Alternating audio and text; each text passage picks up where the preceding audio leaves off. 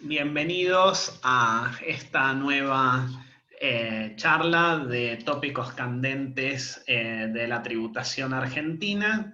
En el día de hoy se tratará el derecho penal tributario.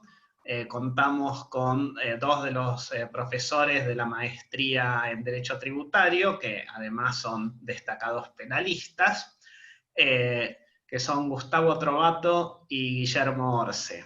El destacado se merece, merece una crítica. Les damos a todos la bienvenida. Agradecemos a Gustavo y Guillermo por aceptar la invitación a dar esta charla. Y ahora les dejo la palabra. Bueno, hola, ¿qué tal? Buenas tardes, soy Gustavo Trovato. Hace muchos años que comparto con Guillermo Orce el curso de Derecho Penal Tributario, un curso que inició él originariamente y al que le tenemos mucho afecto. Gran parte de este afecto que le tenemos pasa porque la mayor parte de las personas que vienen son tributaristas, les interesa el derecho tributario y todos vienen con la idea, que también fue la idea del legislador en su momento, respecto a que el no pago de una deuda tributaria, si supera un determinado monto, constituye un delito. Y así hemos visto durante años cómo esta idea central de el que no paga comete un delito es errada, está mal y hemos tratado de desterrarla, por lo menos de la cabeza de los alumnos, discutiendo con ellos. Muchos de ustedes son contadores o de los que han venido son contadores y entonces no es necesario hacer una explicación teórica de la dogmática del delito. El derecho penal tiene una dogmática bastante estricta, pero sobre todo lo que intentamos con Guillermo a través del curso y a través de algunas publicaciones fue explicarles que lo central para que se trate de un delito penal tributario es que exista un ardid, que haya una intención de engañar al fisco, que no puede ser que el no pago de una deuda tributaria constituya un delito sin más. Esto suena un poco chocante y muchas veces cuando uno ve la jurisprudencia, sobre todo la más antigua, creo que en los últimos 8 o 9 años esto empezó a cambiar en el sentido que nosotros proponíamos, pero cuando uno mira la primera jurisprudencia de los delitos tributarios, lo que tiene es en la cabeza de la persona que está aplicando el derecho es que hay un no pago, que si hay un hecho imponible y no se pagó, por supuesto que para poder aplicar una pena hace falta que exista un hecho imponible. Del mismo modo que para que exista un homicidio hace falta que haya una persona muerta, y eso lo tiene que certificar alguien. Que haya una deuda, un hecho imponible y una deuda tributaria es la FIP la que lo dice, del mismo modo que un homicidio lo dice que hay un médico, dice que una persona está muerta, pero el solo hecho de la determinación de una deuda no quiere decir que el no pago de eso constituye una conducta reprimida por el derecho penal. Ustedes saben que el derecho penal es de última ratio, lo aplicamos cuando ya no hay otra opción para el ciudadano para tratar de resolver ese conflicto. Claro que muchas veces se puede llegar a discutir la legitimidad del Estado de aplicar una pena por esto, pero nosotros creemos en esto, también tomo la palabra por Guillermo, y nosotros creemos que sí, que un Estado sin personas que paguen impuestos, y si esas personas le hacen creer al Estado que le deben menos que lo que realmente le deben, genera un perjuicio al erario público que merece una sanción penal. Entonces, en ese sentido es razonable la existencia del derecho penal, más allá de que tiene algunos pormenores que no tienen que confundirse con el derecho tributario. Esto es derecho penal. Derecho penal quiere decir que la persona tiene que engañar al fisco para hacerle creer que tiene una deuda o que tiene una creencia, que el patrimonio que tiene que ingresar al Estado es menor al que realmente le tiene que ingresar. Y en eso el concepto que los penalistas usamos de estafa es muy importante, porque en eso hay que engañar al Estado. Uno Si uno determina mal un impuesto sin engañar, sin dar ninguna RIT, sin hacerle creer nada, eso no puede constituir un delito. Claro, cuando nosotros decimos que no puede constituir un delito, no quiere decir que no existe una deuda, no quiere decir que no, el ciudadano no tenga que pagar eso, pero lo que quiere decir es que es ajeno a nuestra materia. Durante muchos tiempos las denuncias se iniciaban con presunciones de la AFIP. La AFIP presumía que frente a determinada actividad la persona obtenía una renta y que como eso no lo pagaba constituía un delito. Para los penalistas, para quienes nos dedicamos al derecho penal y en la parte especial hemos estudiado los delitos tributarios, claro, siempre vimos eso de un modo irracional completamente, inexplicable para la dogmática del derecho penal. Nosotros siempre contamos que una vez a Vélez Sarsfield, el autor del Código Civil, vigente hasta hace unos años, tuvo que ser abogado para defender un caso en donde encontraron a una persona muerta en un jardín. Y bueno, y en ese momento había una presunción que si a uno le encontraban en un jardín un cadáver, uno era el autor de ese delito, de ese homicidio. Él lo defendió y fue absuelto, está en el libro donde están sus casos como abogado, solo tiene este de derecho penal.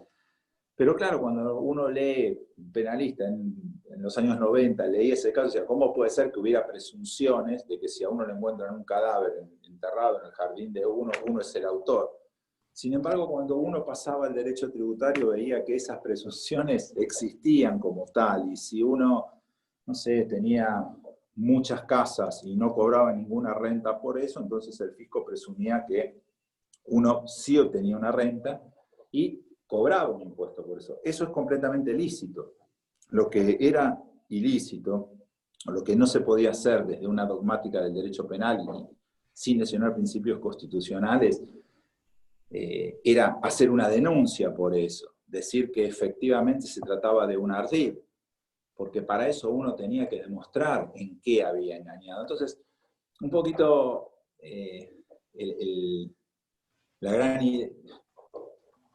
la tentación nuestra, y por otro lado a lo que queremos transmitir durante las clases, es, bueno, miren, esto es derecho penal, no es derecho tributario. Arranca con derecho tributario, porque si no hay hecho imponible no hay nada para discutir. Pero recién que haya un hecho imponible y que no se haya pagado, eso constituye el inicio de lo que realmente nos tenemos que poner a discutir, es si hay que aplicarle una pena a esta persona.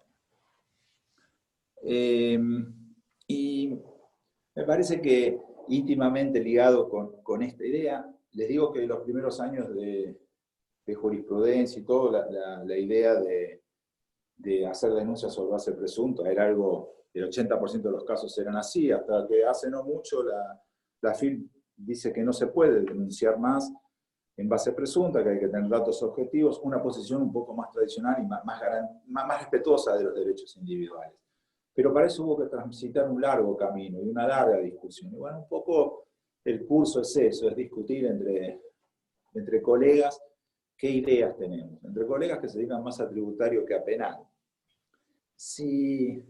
Entonces, por un lado esto, para que haya derecho penal tiene que haber un ardid, no es solo un no pago. Por otro lado, seguramente están acostumbrados a ver que regularmente el Estado necesita recaudar, y cada vez que necesita recaudar saca una moratoria.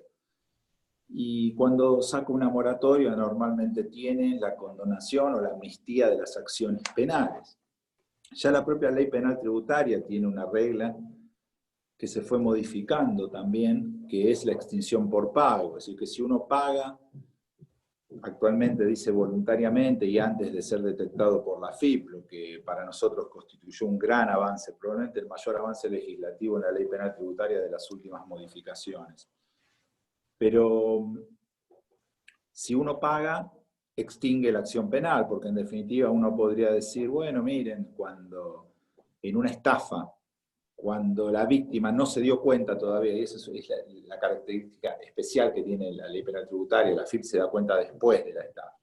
Si mientras no se dio cuenta yo retomo la senda del derecho y pago, si bien dogmáticamente se podría discutir algo, lo cierto es que sería un desistimiento voluntario liberador de pena. Entonces, eso ya estaba en el artículo 16, estaba de un modo incorrecto, en donde directamente el Estado, en una situación de coacción sobre los ciudadanos y ejerciendo una facultad que el resto no tiene, le decía, bueno, mira, si vos me pagás, yo te perdono. Pero claro, eso mismo no pasaba entre los particulares, y desde la teoría de la pena es muy difícil poder explicar cómo puede ser que algo que se aplica de última ratio, que tiene una connotación social importantísima como es la pena, se pueda negociar por plata. Era un instituto completamente ajeno a la tradición continental del derecho penal. Si bien, como les decía antes, se modificó, ahora cada 2 o 3 años siempre sale una ley de moratoria, y ahí en esas moratorias impositivas se dice que el que acepta esa moratoria se le amnistía la acción. Y esto nos tiene que llevar a pensar un poco que algo extraño tiene el derecho penal tributario para salir a negociar con el autor del hecho un perdón por plata. Y esto hace un poco, o por lo menos me parece a mí, a que la idea detrás del derecho penal tributario, al menos para el Estado, es que ellos quieren recaudar, y esa recaudación la tienen que hacer con alguna sanción, con alguna coacción extra. No me parece razonable que sea sin más un no pago, pero cada vez que hay una moratoria en donde se perdona ex post a la persona por pagar, nos genera un trastorno desde la dogmática del derecho penal. No me quiero exceder con los 15 minutos porque creo que ya los estoy cumpliendo. Y bueno, un poco era contarles, nos interesa discutir. Igual podés redondear, Gustavo, si hay algún ¿Cómo? concepto. Podés redondear si hay algún concepto que quieras Sí, desarrollar, mira, ningún problema. no Adelante. quiero pisarle el tiempo a Guillermo, y un poco la idea era esta. Miren, tenemos que empezar, todas las clases las discutimos, hace muchos años que lo damos. Hemos escuchado todo tipo de posición y hemos visto cómo a lo largo de los años se ha ido modificando algunas críticas que nosotros hacíamos. Hoy la ley las resuelve como están planteadas en nuestro libro, y otras les cuesta muchas veces interpretar el por qué el no pago constituye, el no pago y nada más, eso no es un delito. Y por otro lado, esta confusión que se tiene en medio entre los que no somos penalistas, me parece que está marcada porque la propia ley permite la extinción por pago, o son los propios legisladores, cuando cada vez que tienen que recaudar, sacan una ley de sinceramiento diciendo les perdonamos las causas penales, ¿no? Que eso no pasa con un hurto, con un robo. El Estado no sale a decir, bueno, mirá, si vos devolvés lo que hurtaste, yo te extingo la acción penal. Eso solo pasa con el derecho penal tributario. Y ese plus que tiene de monto, de Estado, de recaudación, hace que haya arrancado el derecho penal como con una capitis diminutio respecto al derecho tributario. Y me parece que en los últimos años se estuvo equiparando. Así que para nosotros es un gusto, ojalá que podamos tenerlos y discutir con ustedes estas ideas. Muchas gracias, Gustavo.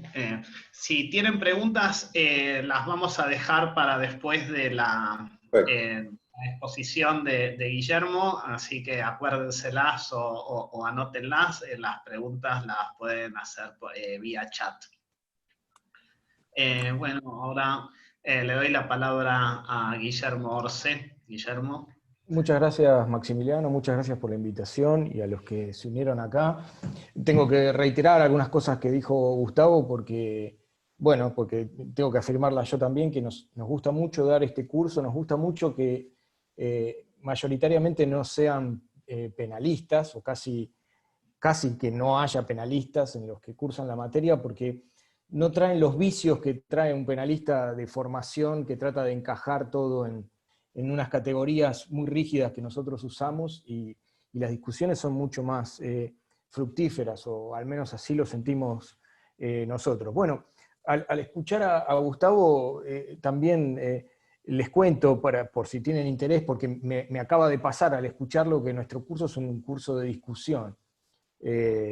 Nos interesa que los alumnos puedan, con los elementos que les damos, razonar las posibles soluciones.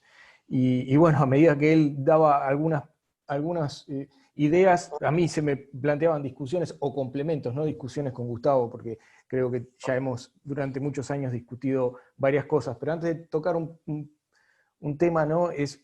Yo también quiero reafirmar, porque fue uno de nuestros propósitos, incluso al escribir, es decir, sacar esta idea de que no pagar es delito, y además poner muy en claro que nuestra legislación es muy dura con respecto a este requisito de que lo que está penado en la infracción penal tributaria es engañar, y que este engaño es un engaño en sentido muy fuerte, ¿no? Es decir, engañar es no solamente dar mala información, sino hacer parecer que esa información errónea que doy o falsa es verdadera, y que es verdadera porque hay alguna circunstancia objetiva que está ahí en el mundo al cual la víctima puede recurrir y cree que se está informando bien, en realidad se está informando mal. Eso, dicho rápidamente, es un ardid, y yo creo que en esta idea de última ratio del derecho penal es muy importante que nuestra legislación la tenga, porque hay otras legislaciones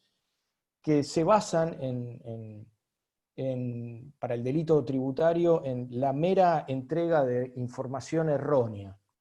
Y eso para el derecho penal es un difícil, porque sobre todo, por ejemplo, en la entrega de información errónea por omisión, es decir, yo no informo algo y eso es tomado como una información errónea, es decir, la falta de una información de un hecho que sucedió. Pero el derecho penal tiene muchos problemas para interpretar como última ratio qué puede significar eso, si un delito o un mero olvido de la persona que no informó algo. Y en ese sentido nuestra ley es muy buena porque realmente pone un sistema penal de última ratio, que es hay que engañar, y hay que engañar con un ardid. Y un ardid no es un simple ocultamiento de una información o la afirmación de algo que no ocurrió, o la omisión de algo que sí ocurrió, sino que además tengo que hacer algo que apoye esa información falsa. En otras legislaciones basta con la información falsa. Así que ese ha sido uno de los propósitos iniciales con Gustavo, como les decía, en nuestro curso, y es parte central de lo que nosotros nos interesa discutir. Terminado esa acotación, perdón Gustavo, o perdón a los demás por volver sobre ese tema, yo quiero mencionarles, porque en el tiempo que tenemos solo da para mencionarlo, un problema recurrente que nosotros también tratamos en los cursos con mucha extensión y que requiere mucha extensión para explicarlo, que es un fenómeno que se da en nuestro país por especiales circunstancias. Ustedes saben que es delito tributario en Argentina solamente defraudar al fisco a partir de un monto mínimo de dinero, que en este momento es de 1.500.000 pesos. En los últimos años se ha modificado varias veces este monto mínimo por causas obvias, ¿no? Por la depreciación del valor de la moneda, que hace que lo que está escrito ahí como monto mínimo a lo largo de los años pase a ser despreciable como monto de infracción. Entonces, si la idea de tener un monto mínimo consiste en que las infracciones menores no tengan relevancia penal para no perder el tiempo y recursos en perseguirlas, o porque directamente no se las considera valorativamente relevantes, eso es un problema aparte, se han ido aumentando esos montos. Claro, cuando sale una ley que supongamos que ahora dentro de un año los legisladores dijeran, no, bueno, 1.500.000 es muy poco, hay que subirlo a 10 millones, el monto mínimo. Surge un problema, que es qué pasa con los que hoy, ¿sí?, hicieron una infracción, hoy es 27 de agosto, ¿no?, de 2020, hicieron una infracción tributaria por 2 millones de pesos, pero dentro de un año, ¿sí?, esa infracción no entraría en el ámbito de lo punible porque la nueva ley dictada dentro de un año dice que el monto mínimo es 10 millones de pesos.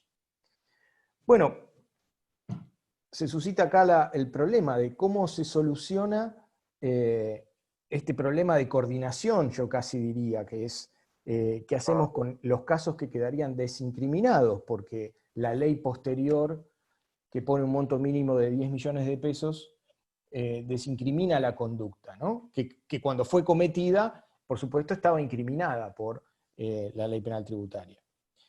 Bueno, nosotros con Gustavo en el curso y en muchos escritos, en libros y en artículos posteriores donde retomamos esta cuestión, creo que demostramos, y eso pretendemos en el curso con los asistentes, mostrar que no hay otra solución posible que la de la aplicación retroactiva de la ley penal más benigna, es decir, la desincriminación de esa conducta. Y que si el legislador o el Estado argentino quiere resolver este problema, bueno, tiene una forma fácil, que es que no haya más inflación. Supongo que es una forma mucho más fácil que todo lo demás, esto lo digo un poco en broma.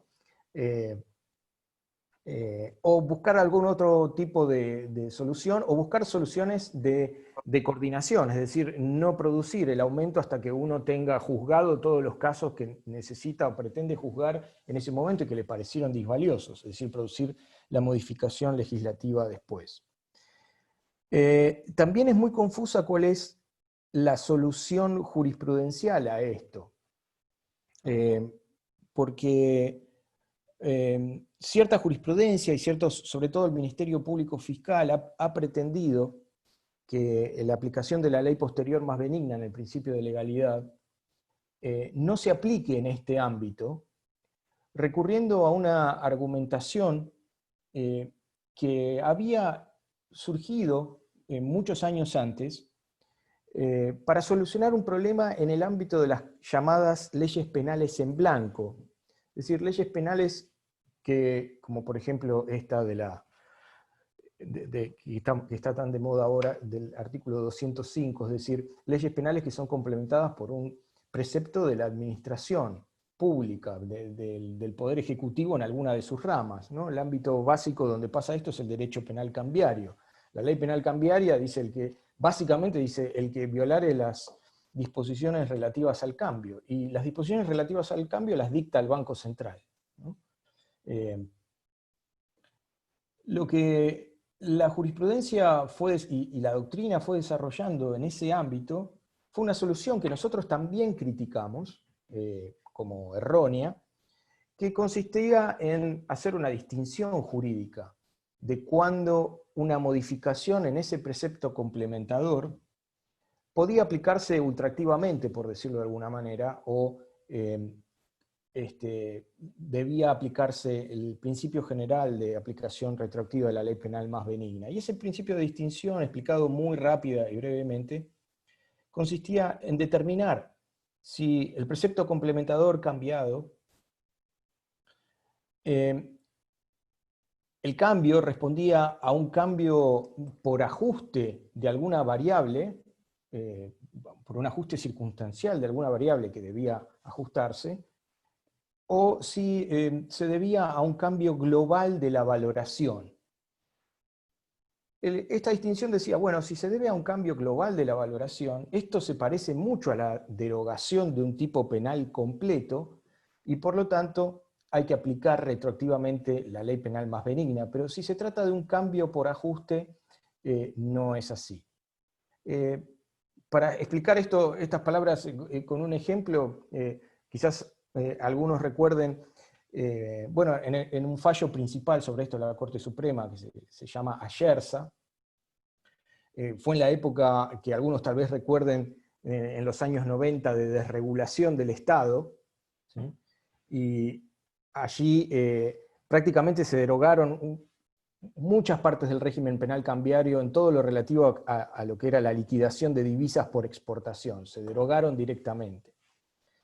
Entonces la Corte, llegado a un caso de cambio de ley, dijo, bueno, esto se parece a la derogación de la ley penal, no del precepto complementador, porque todo el régimen ha cambiado y ha dejado de existir. Por lo tanto, es un caso de cambio de valoración y es un caso de aplicación retroactiva de la ley penal más benigna. Esto fue una minoría de la Corte, no fue el criterio dominante, pero fue el fallo donde donde comenzó a trazarse la distinción entre aplicación ultraactiva en todos los casos del cambio en el precepto penal complementador y una corrección a esa brutalidad, por decirlo de alguna manera, que consistía en, bueno, en ciertos casos esto es igual a la derogación de una ley. Ahora, lo que sucede en la ley penal tributaria nuestra es que no es un tipo penal en blanco en lo que se refiere al monto mínimo. No lo es. Por lo tanto, siempre un cambio en el monto de una ley que no es una complementación es de alguna manera un cambio de valoración. Es decir, nunca sería un ajuste porque no se trata de una circunstancia dejada en manos de una oficina administrativa para que la vaya cambiando continuamente. Pero esto igual solo es un argumento de segundo orden. Nosotros lo que proponemos es que en realidad todo cambio es un cambio de valoración, porque no hay forma de explicarlo porque siempre hay un parámetro electivo en el cambio que se hace. Y todo parámetro electivo que toma como decisión una persona es en sí un cambio de valoración, contiene en sí una medida de valoración. Por ejemplo, en un momento, uno de los primeros cambios que hubo en el monto mínimo, teníamos un monto mínimo de 100.000 pesos y se pasó a un monto mínimo de 400.000 pesos. Claro, en las discusiones legislativas resultaba que el dólar había subido de una paridad 1:1 a una paridad 1:4.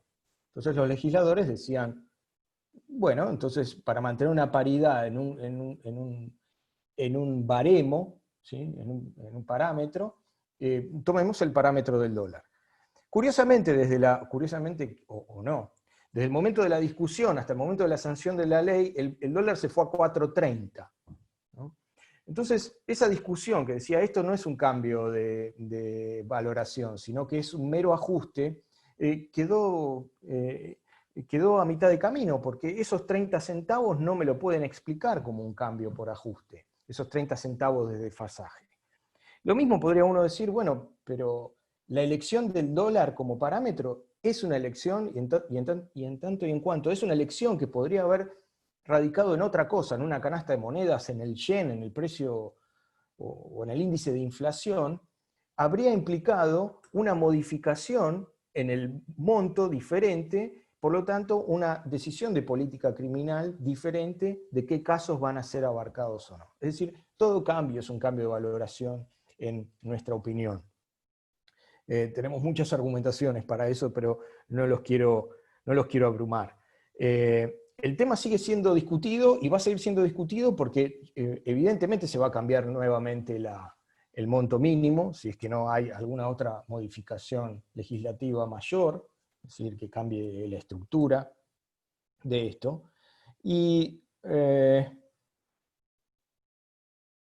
a pesar de todas las idas y vueltas, solo quiero, para terminar el tema, decirles que en nuestra opinión también, la cuestión ha sido decidida ya hace unos años por la Corte Suprema. Lo que pasa es que los tribunales inferiores creo que no lo perciben. Y el fallo donde fue decidido es un fallo que se llama Palero, donde en aplicación de otro artículo de la Ley Penal Tributaria, pero que también tiene montos, la Corte Suprema dijo, aplique retroactivamente la Ley Penal más benigna. Y no hizo el test para saber si ese cambio fue por un cambio de valoración o si fue por un cambio por ajuste. Si no aplicó el test, cualquiera sea el resultado del test que haya aplicado, es decir, si hubiese intervenido con el test y argumentado en base al test, uno podría decir, bueno, ese test para decidir que consiste en cambio de valoración o ajuste por inflación es un test vigente y es la doctrina que hay que aplicar. Al no aplicarla en estos casos, es decir, en casos de leyes penales no en blanco y directamente decir se aplica retroactivamente y ese fallo no haber estado nunca vuelto a tratar esa doctrina por la Corte Suprema, nosotros creemos que la doctrina de la Corte Suprema, por los motivos que sea, incluso por los motivos equivocados, quizás es la solución correcta del caso y la solución vigente del caso. Bueno, con esto terminaría yo mi exposición. Explicarlo bien lleva mucho más tiempo, pero creo que con esto tienen, y con lo que por supuesto dijo Gustavo, una idea general de cómo nosotros discutimos en el curso, en una mini muestra, porque cada una de estas cosas que dijo Gustavo y cada una de las que dije yo tiene una ramificación de discusiones a su vez muy importante. Bueno, les agradezco mucho. Muchas gracias, Guillermo, por la exposición tan clara sobre este tema tan de actualidad y que mientras siga habiendo inflación seguirá siendo de actualidad. Bueno, pasamos a la parte de preguntas. Si tienen alguna pregunta, Gustavo, el nombre del fallo de la Corte Suprema que mencionaste. Sí, se llama Palero, ese último, y es fallos 330, 4544. 330, 4544. Palero se llama.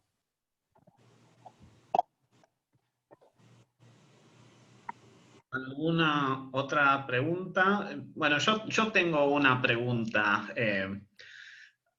Dado que la ley penal más benigna está en el Código Penal, ¿no? Que tiene un rango legal. Es decir, que cuando también por ley se modifica la ley penal tributaria, el Congreso podría excluir de la modificación los hechos ocurridos anteriormente a la entrada en vigencia. Es decir, podría decir a estas nuevas cifras no se le aplica la ley penal más benigna, ¿no? Pero no lo ha hecho. ¿Tenés algún comentario sobre por qué no lo hace? Sí, la idea es interesante, pero yo creo que hay un problema, que es el problema del motivo por el cual existe esta idea de la aplicación de la ley penal más benigna, y la no ultraactividad de aquellas infracciones que, habiendo sido cometidas bajo otra ley, ¿sí?, cuando fueron cometidas eran infracción. Y ese problema es que el Estado no puede prohibir y no prohibir una misma conducta, o tener dos valoraciones distintas sobre la misma conducta, o tener la misma valoración sobre dos conductas distintas. Son dos formas de verlo. Es decir, cuando la ley penal tributaria dice menos de 1.500.000 pesos no es punible, no puede mantener al mismo tiempo dos regímenes diferentes para esa infracción. Una en la que es más de 1.500.000 está prohibido, y una en la que no. Tiene que mantener la misma norma para todos los casos, porque ese es el principio, esa es la motivación de por qué se aplica retroactivamente la ley penal más benigna, incluso para casos de gente que está cumpliendo sentencia. Y la idea es, bueno, el Estado ahora cambió la valoración sobre el hecho. Y si cambió la valoración, porque ahora ya no nos parece más erróneo, por ejemplo, no sé, si se despenaliza una conducta que está penada, y que cuando se despenalizó el adulterio, que es casi lo único que yo recuerdo que se haya despenalizado. Todo lo demás era... todas las demás modificaciones son penalizaciones, ¿no? Pero el desacato y quizás, no, el infanticidio fue otra cosa, fue otro fenómeno. Pero si había alguien condenado por adulterio, y yo despenalizo el adulterio, no puedo decirle al condenado, no, pero yo te mantengo tu condena, porque cuando vos lo cometiste, estaba prohibido. Porque la verdad que no habría, en realidad, en otro sistema moral, un problema en decirle a alguien, mirá, yo te mantengo tu sanción moral, porque cuando vos hiciste lo que hiciste estaba prohibido, a pesar de que ahora no esté más prohibido. Es decir, una sanción moral por transgresión de prohibición, pero vacía del contenido de la prohibición. El derecho penal no procede así. Entonces, el Estado no puede mantener dos concepciones morales sobre la misma cuestión. Y por eso se aplica retroactivamente la ley penal más benigna. Y por eso creo que no funcionaría decir, no, esta modificación rige para el futuro. Perdón, Gustavo, creo que tiene un complemento. Lo que pasa es que también tiene que ver esto con las teorías de la pena. La pregunta es, ¿por qué yo te voy a aplicar una pena si soy el Estado? Yo digo, bueno, no sé, te voy a aplicar una pena porque vos infringiste una norma y yo necesito mostrar que cuando vos infringís una norma, yo como contraorden te digo, no, mira, esa norma para mí vale. Y la vigencia de esa norma, ¿cuál es? Es aplicarte una sanción. Ahora, si yo, Estado, ya para mí esa norma no vale, pierdo la legitimidad para aplicar una sanción. Y esto es un poco, es así y no hay discusiones respecto a cuando tenés ley penal de fondo. Si yo mañana saco el hurto, nadie va a decir, bueno, los que están cumpliendo pena por hurto tienen que seguir cumpliendo. Por lo menos en derecho penal, pero porque es un problema de legitimación de las sanciones. Eso es un poco ¿Habría algún principio constitucional afectado en esos casos?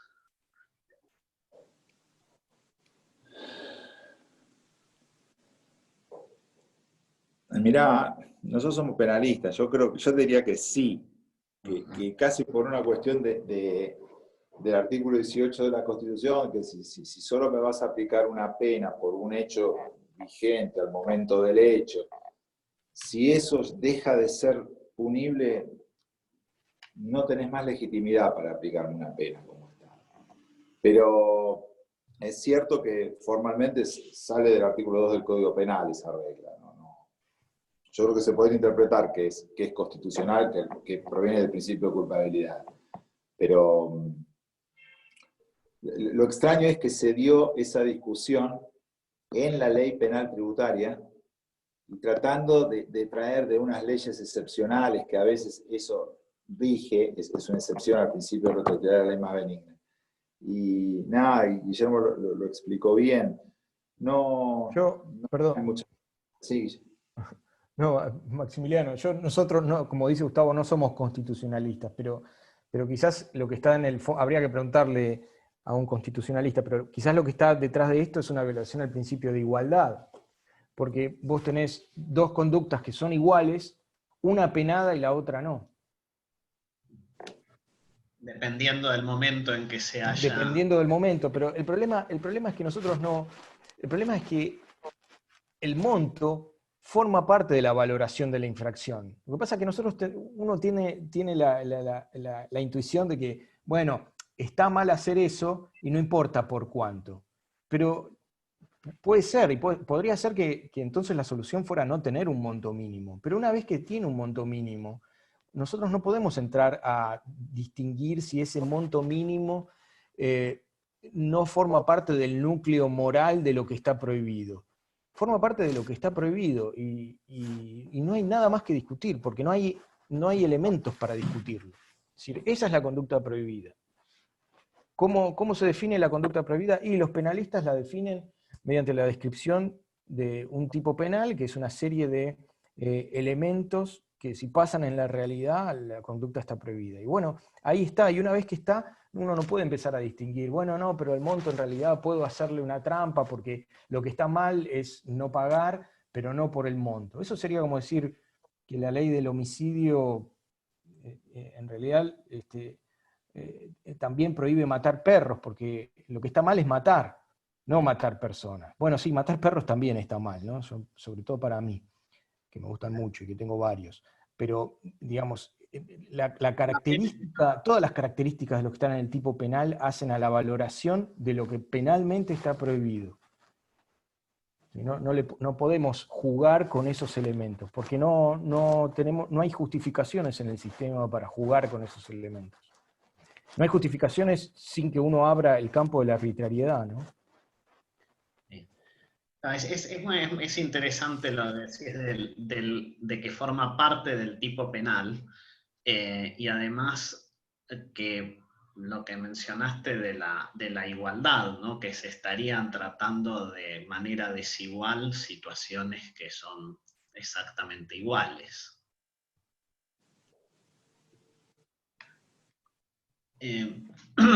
¿Hay alguna otra pregunta sobre sobre el derecho penal tributario?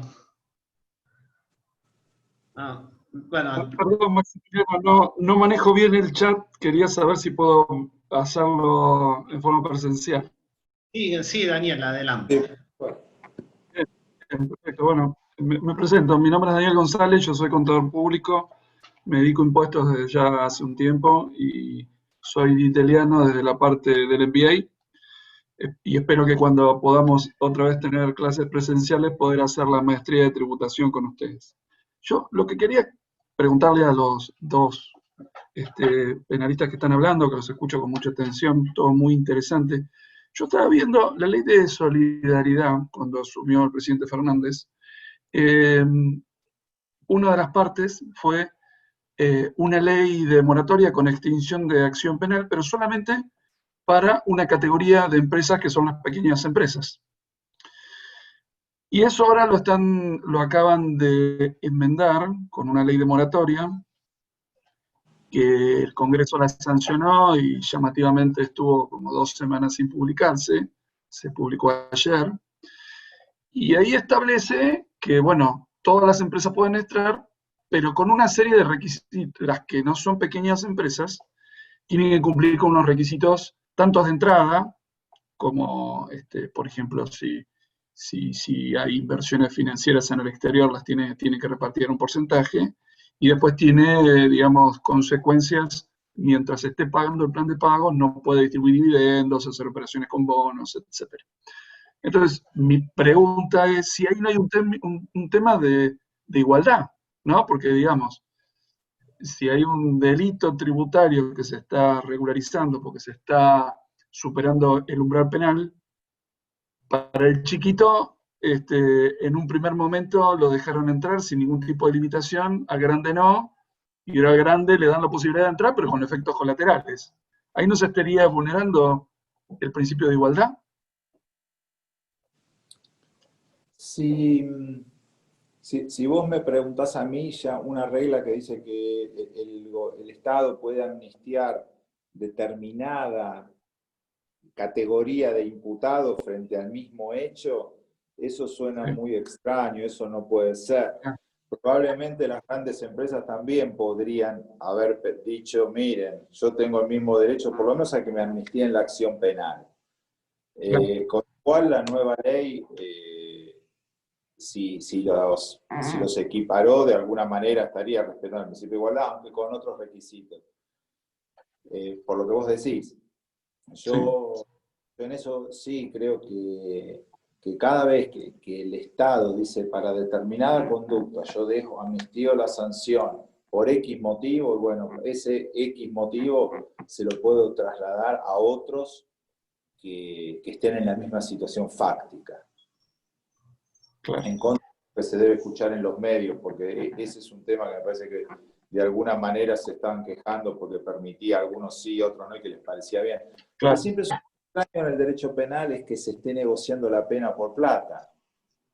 Eso nos suena extraño, porque si se puede negociar la pena por plata, entonces no hace falta derecho penal. Pero en este caso sí hace falta derecho penal, porque cuando hace falta recaudación, entonces sí se permite. Es más o menos parecido a lo que pasa con la legitimación de activos, con el lavado de dinero. Porque dice, bueno, usted sincere toda esta plata. ¿Y esa plata qué es? Y bueno, es lo producido por un delito. ¿Y usted le está dando apariencia de legitimidad? No, le estoy dando legitimidad directamente, porque el Estado lo permite. Dice, bueno, cada vez que el Estado permite eso, uno atrás tendría que decir, bueno, mire, pues yo antes esta legitimación es exactamente lo mismo que ahora usted me permite hacer. Entonces, claro, son temas que el derecho penal está muy en el límite. Es impensado ahora que demos un paso para atrás. Ya hay legitimación de activos, ¿sí? Yo ya en ese caso no estoy tan seguro de que sea tan necesaria. La ley penal tributaria sí lo es, pero con una interpretación razonable.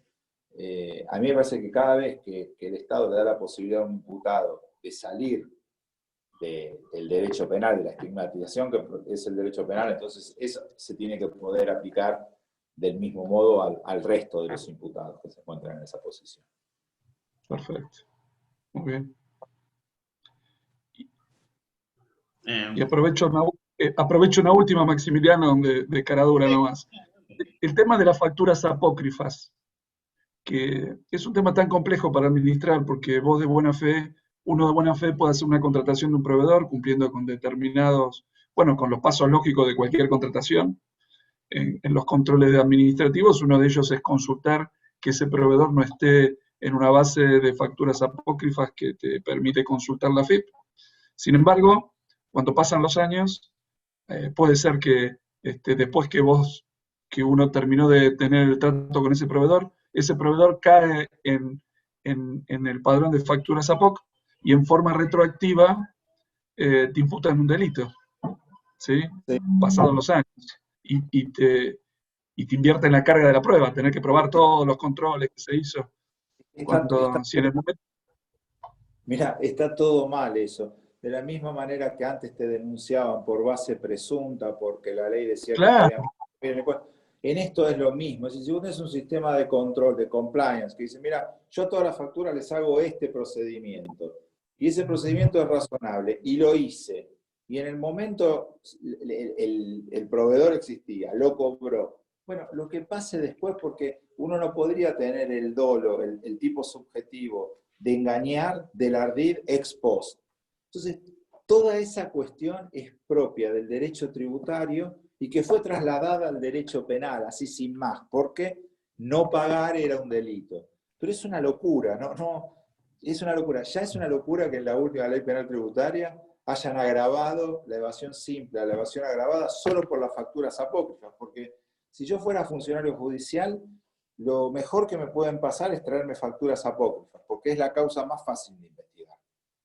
¿Sí? No necesito gran ingeniería financiera, no necesito nada extraño.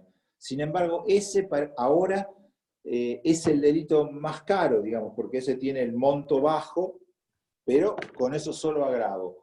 Entonces, eso pasa porque el legislador argentino no tiene ninguna racionalidad, no sabe bien de lo que está hablando. No solo el legislador, ¿no? Muchos de los otros, Sí, como se dice, operadores del sistema. Porque, nosotros también cuando en los cursos surgen estos tipos de preguntas o discusiones, muchas veces tratamos de ir a principios muy simples del derecho penal, ¿no? Entonces, por ejemplo, hay un principio que está casi que ya no se repite más, porque está por ahí escondido en los manuales de derecho penal, que es ultra posse nemo obligatur, es decir, más allá de lo que podés hacer, no puede surgir una obligación penal en este caso, ¿sí?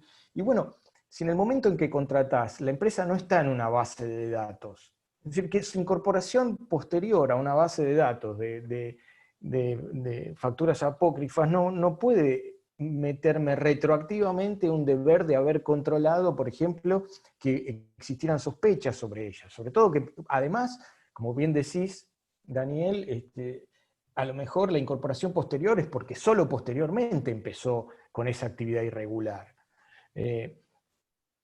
Y bueno, hay un montón de otros principios del derecho penal o de teorías de la imputación del derecho penal con los cuales nosotros respondemos ese tipo de preguntas, ¿no? Por ejemplo, una institución de la imputación objetiva que se llama prohibición de regreso, que básicamente, dicho muy rápido, es, mirá, si vos hiciste todo lo que está en tus manos por controlar, ¿sí? Y actuaste conforme a tu rol, y tu rol de controlar te indica 5 o 6 pasos, ¿sí? Los que sean, o 3 pasos, o los que sean. Bueno, lo que haga el otro, ¿sí? Lo que haga la otra persona, en este caso esa empresa que luego empieza a prestar esos servicios ilícitos, no es competencia tuya, si vos hiciste tu parte del rol de vigilancia, ¿no? Pero sí. Sí, mirá, yo tomo otros argumentos. En definitiva, en esas facturas, el Estado le dice a ese señor que puede emitir facturas hasta determinada fecha. Es decir, que ese señor tiene una autorización administrativa emitida por el Estado que puede facturar. Bueno, ¿qué más yo tengo que hacer particular para eso? que después hagan esas denuncias, si las tuviera que resolver yo, las resuelvo en 3 segundos. ¿Sí? No podría avanzar nunca ni una foja. Esta es un poco la idea de la materia. Si, bueno, pongámonos a pensar en derecho penal, y cuando muchas veces tenemos gente de AFIP que viene a cursar, y los cursos se hacen súper entretenidos ahí, porque ellos vienen con la idea de cómo son las cosas en la AFIP. Pero ese es el caso paradigmático de lo que no puede ser. Sí, perdón que otra vez enganche con lo que decís, Gustavo, pero nos encanta, así que, pero me hiciste acordar, ¿no? Cuando muchas veces hay funcionarios de la FIP, una de las cosas que tratamos de explicarles es, miren, no persigan casos de ilusión, ¿no? Casos de ilusión que no son punibles. Dicen, bueno, pero si hizo... Bueno, no, pero si vos perseguís casos de ilusión tributaria, que no es delito penal tributario, perdés tiempo, perdés recursos, obtenés una sentencia, muchas veces después obtenés una sentencia absolutoria, ¿sí? Y además a veces obtenés una sentencia absolutoria donde un juez penal dice que no hubo hecho imponible, que también es falso. Es decir, se origina una traba para cobrar el impuesto que sí corresponde cobrar en los casos de ilusión. Bueno, esto vamos a dejarlo ahí porque esto abre un campo enorme de discusión que es propio de la materia, pero que lleva muchos minutos. Pero sí, esta idea de que mediante principios, nosotros tratamos de mostrar que mediante principios comunes, ya establecidos, que no discutimos más en el derecho penal, podemos solucionar muchos problemas de las imputaciones penales tributarias, y que eso también no es solo pro contribuyente, es pro Estado, porque una vez que el Estado persigue eficazmente, va a cumplir mucho mejor su función penal tributaria. Muchas gracias, Guillermo y Gustavo. Tenemos otra pregunta más de Cari. Dice, la faz práctica, ¿cómo evitar caer en una investigación penal solo habiendo superado el mínimo tan fácil de alcanzar aún con errores involuntarios en este contexto inflacionario? ¿Quién tiene la carga de la prueba del ardid? ¿Qué dispara el inicio de la causa? ¿Quién denuncia? ¿Y en qué instancia me defiendo del ardid demostrando que hubo error?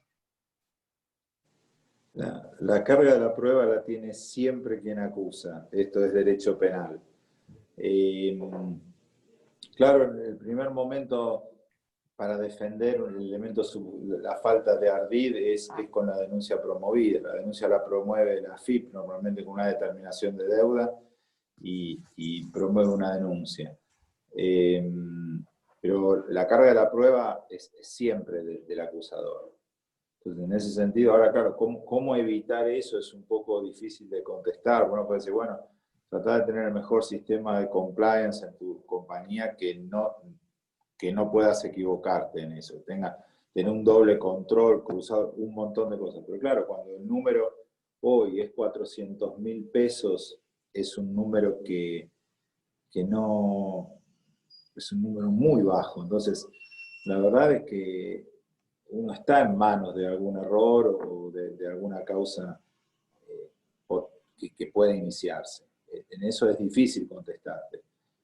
Sí que la carga de la prueba es siempre del acusador, y que el ardid, el acusador tiene que probar que uno cometió un ardid, y para cometer un ardid hace falta no solo un dato objetivo de cómo fue, sino que subjetivamente sabía que estaba engañando. No vamos a terminar más, pero por ejemplo, si uno toca ese tema con salidas no documentadas, y bueno, si una interpretación correcta tiene que decir que la salida no documentada, más allá que la Corte haya dicho que es un impuesto, que a mí en lo personal me parece que eso está mal, que no es un impuesto, que es una sanción, pero si fuera un impuesto, de todos modos nunca podría haber ardid, porque siempre está acreditado que la persona sacó ese dinero de la compañía, y si la empresa sacó ese dinero de la compañía, más allá que el comprobante no refleje la sinceridad de la operación, quiere decir que el monto no forma parte de la ganancia en el ardid que tiene. Entonces, desde el tipo subjetivo uno podría decir que nunca podría haber delito tributario en los casos de salida no documentada.